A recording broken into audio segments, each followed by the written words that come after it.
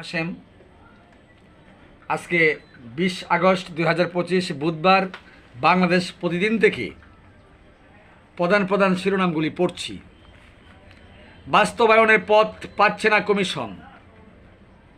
সেনাপ্রধান ওয়াকারুজ্জামান বলেছেন, সুষ্ঠু নির্বাচনে সহযোগিতা করতে প্রস্তুত সেনাবাহিনী। জুলাই সনদ দলগুলোর সঙ্গে আনুষ্ঠানিক বৈঠকের ফল শূন্য। বিশেষজ্ঞদের 4 বিকল্প পথ নিয়েও বিতর্ক। স্থায়ী কমিটির বৈঠক। জুলাই সনদে কিছু ছাড় দেওয়ার চিন্তা করছে বিএনপি। তারেক রহমান বলেছেন, রাজনৈতিক দূরত্ব বাড়লে সহজ হবে ফ্যাসিস্ট পুনর্বাসন। পাল্টাপাল্টি অভিযোগে শুরু, জমে উঠেছে ডাকসু নির্বাচন। প্রধান বিচারপতির সঙ্গে সাক্ষাৎ ব্রিটিশ হাই কমিশনারের। সালাউদ্দিন আহমদ বলেছেন, জুলাই সনদের 3টি দফা নিয়ে আপত্তি আছে। ইউরোপীয় ইউনিয়নের রাষ্ট্রদূত মিলার বলেছেন, আন্তর্জাতিক মানের ভোট করতে 40 লাখ ইউরো দেবে ইইউ। বাংলাদেশি সহ 6 সহস্রাধিক শিক্ষার্থীর ভিসা বাতিল। ফরিদপুরে মুক্তিপণ না দেওয়ায় শিশুকে হত্যা। মার্কিন নারীর শ্লীলতাহানি, যুবকের 7 বছর কারাদণ্ড। ওয়াশিংটনে ট্রাম্প জেলেনস্কি বৈঠক, ইউক্রেনের নিরাপত্তা নিশ্চিতে সাহায্য করবে যুক্তরাষ্ট্র।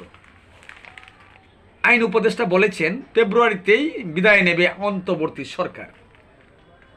প্রধান বিচারপতির সঙ্গে সাক্ষাৎ ব্রিটিশ হাই কমিশনারের। দেশের টাকা লুট করে বিদেশে শীর্ষধ্বনি। 65,000 কোটি টাকার মেগা প্রকল্প। বসুন্ধরায় ফিজিক্যালি ডিজএবলদের ক্রিকেট ক্যাম্প। ভুটান ম্যাচে শুরু বাংলাদেশের লড়াই। বাপুপে আসলে কি চায়? এশিয়া কাপ হকিতে দক্ষিণ কোরিয়ার গ্রুপে বাংলাদেশ। সিনসিনাতি জিতে আত্মবিশ্বাসী ইগা। দ্বিতীয় জয় পেল সুহান বাহিনী।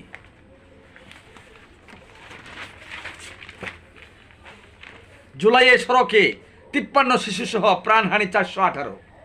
সড়ক যেন মরণ ফাঁদ। গ্রান চড়াচ্ছে ইউরোপে হবিগঞ্জের মাটির বিস্কুট। নিউ ইয়র্কে প্রাণ হারানো দিদারুলের ঘরে এলো তার আরেক সন্তান। বৃষ্টি হতে পারে 5 দিন, সমুদ্র বন্দরের সতর্ক সংকেত। গ্যাস চোরেরা কাজ করেছে মিলেমিশে। পরিবেশ বান্ধব অভিনব প্রযুক্তি। মালিকদের চাপে সংশোধন হচ্ছে আইন। 21 আগস্ট গ্রেনেড হামলা, তারেক সহ আসামিদের রায়ের বিরুদ্ধে আপিল শুনানি অব্যাহত। আবার দাবি আদায়ের বিক্ষোভ রাজধানী জুড়ে। সচিবালয়ের সামনে জুলাই শহীদ স্বজন ও আহতদের বিক্ষোভ। ডিপ্লোমা শিক্ষার্থী পেশাজীবীদের 7 দফা। 5,000 প্রাথমিক বিদ্যালয় জাতীয়করণের দাবি শিক্ষকদের। পাবনার বিলে অস্ত্র তৈরির কারখানার সন্ধান, আটক 2। পাথর লুটের ঘটনায় আরও 1 মামলা। কবে বাস্তবায়ন তিস্তা মহাপরিকল্পনা? মেহেরপুর সীমান্তে 39 জনকে হস্তান্তর করল বিএসএফ। যুক্তরাজ্য থেকে আনা হবে এলএনজি। অবৈধ অভিবাসন ঠেকাতে কঠোর হচ্ছে গ্রিস। বিএনপির 2 পক্ষে সংঘর্ষ, ঠেটা বিদ্যুৎ সহ আহত 20। ধন্যবাদ সুপ্রিয় দর্শক, আজকে এই পর্যন্ত। আসসালামু আলাইকুম।